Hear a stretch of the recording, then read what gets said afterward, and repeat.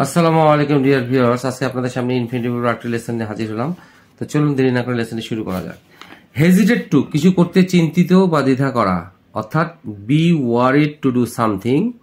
Resolve to অর্থাৎ দৃঢ় সংকল্প করা, অথবা make a firm decision to do something.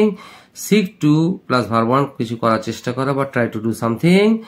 শারার টু প্লাস প্রচন্ড ক্ষেপে ওঠা, যানবাহন বা মেশিন। শেক ভেরি হার্ড, যানবাহন বা মেশিন কেঁপে ওঠা। Would like to plus verb one হচ্ছে কিছু করতে পছন্দ করা বা ভদ্রতা প্রকাশ করে কিছু করতে পছন্দ করা। তো চলুন দেরি না করে লেসনটি শুরু করা যাক। হেজিটেট টু, হেজিটেট টু, যদি তুমি চাও যে আমি তোমাকে এই বিষয়ে সাহায্য করব, তাহলে আমাকে জিজ্ঞাসা করতে দ্বিধা করিও না বা চিন্তিত হইও না। ইফ ইউ লাইক মি, তুমি যদি মনে করো like me to help you, এই অ্যাস টু অর্থ হচ্ছে অ্যাবাউট, এটা মনে রাখতে হবে। As to, if you like me to help you about this, তুমি যদি মনে করো আমি তোমাকে এই বিষয়ে সাহায্য করব, please don't hesitate to ask, আমাকে জিজ্ঞাসা করতে দ্বিধা করিও না।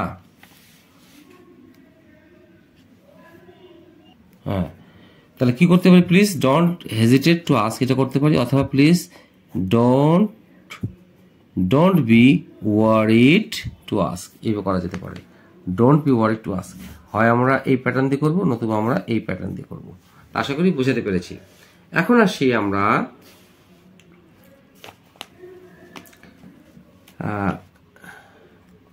দ্বিতীয়টি। মেয়েটি তার প্রেমিকার সাথে গোপনে কথা বলতে প্রথম দ্বিধা করছিল। The girl was hesitating, hesitating অর্থ কেন হলো, এটা হচ্ছে এখানে ভার্ব হিসেবে দেখানো হয়েছে। হেজিটেট, হ্যাঁ, হেজিটেটিং, দ্বিধা করছিল কি করার জন্য? Two talk to her boyfriend, তার সাথে বয়ফ্রেন্ডের সাথে একা একা কথা বলতে সে দ্বিধা করছিল। কখন, কিভাবে? এই গোপনে ইংরেজি হচ্ছে ইন ক্যামেরা, হয় এটা দিব, নতুবা camera at first.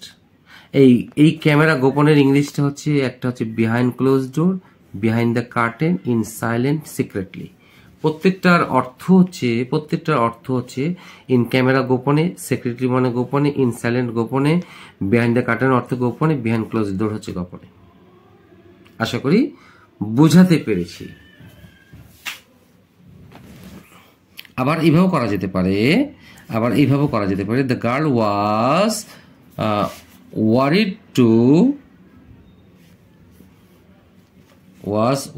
Two talk to her boyfriend, এটা করা যেতে পারে। আমরা আবার এইভাবে করতে পারি, the girl was worried, WORRIED, worried to talk to her boyfriend alone in camera at first. প্রথম তার প্রেমিকার সাথে সে গল্প করতে সংকোচ বোধ করছিল বা চিন্তিত ছিল, এক কথায় দ্বিধাগ্রস্ত ছিল যে বলবে কি বলবে না। আর এই গোপনে ইংলিশ হচ্ছে behind close door, behind the curtain, silent, secret, in camera. আমরা হয় এই সোজাসুজি এই লাইনটাতে করতে পারি, অথবা ওয়াজের পর এটা দিয়ে আবার এখান থেকে এটা করতে পারি, দুইভাবে করা যেতে পারে। আচ্ছা, এখন আসে রিজলভ টু অথবা make a firm decision to do something. তাহলে এখন দেখি আমরা, মহিলাটি মনস্থির করেছে, এই মনস্থির করা হচ্ছে এইটা, যে সে তার স্বামীর সাথে আর সংসার করবে না। মহিলাটি, দ্য ওম্যান হ্যাজ রিজলভ, যেহেতু প্রেজেন্ট পারফেক্ট টেন্স, এটা ভার্ব 3 হলো। হ্যাজ রিজলভ, কি করেছিল? Has resolve not to live with her husband any longer, আর তার স্বামীর সাথে সংসার চালিয়ে যাবে না, স্বামীর সাথে আর সংসার করবে না। কি?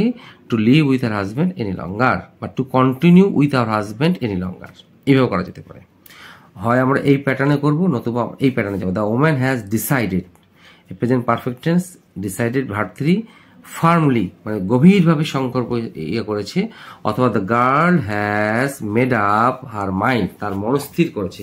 হয় দিব হ্যাভ ডিসাইডেড ফার্মলি, অথবা has made up her mind, মনস্থির করেছে, দৃঢ় সংকল্প করেছে, that she will no longer, আর করবে না, লিভ উইথ হার হাজবেন্ড, সে আর তার স্বামীর সাথে সংসার করবে না। তাহলে এই দুই প্যাটার্নে আমরা যে কোনো একটি করতে পারবো। আচ্ছা, এখন আসি সিক টু অর্থ হচ্ছে খোঁজা, কোনো কিছু করার চেষ্টা করা বা ট্রাই টু ডু সামথিং। শাডার অর্থ হচ্ছে প্রচন্ড ক্ষেপে ওঠা। কেঁপে ওঠা, কেঁপে বলছি, যানবাহন বা মেশিন কেঁপে ওঠা, মানে শেক ভেরি হার্ড।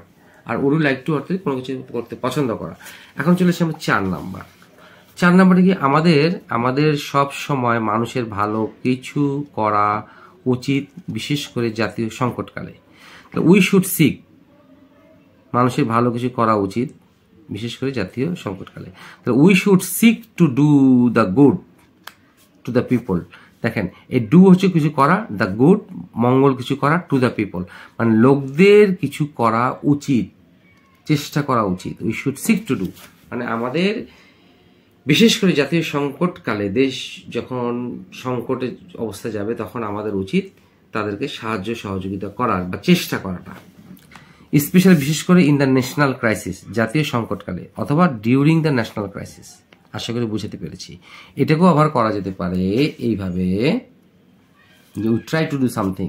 তাহলে কি হবে? We try to do to the good people, two do the good to the people specially in the national crisis, during the national, অথবা ডিউরিং দ্য ন্যাশনাল ক্রাইসিস। তাহলে আমরা এইভাবে করতে পারি, আমাদের কি করা উচিত। তাহলে উই শুড এভাবে করা যেতে পারে, we should try, we should try. আমরা হয় সিক দিব অথবা ট্রাই দিয়ে এই গোটাটা এখান থেকে দিব, যা আছে তাই, অ্যাজ ইট ইজ। আশা করি বুঝাতে পেরেছি। আমরা হয় এটা করব, নতুবা আমরা এটা করব।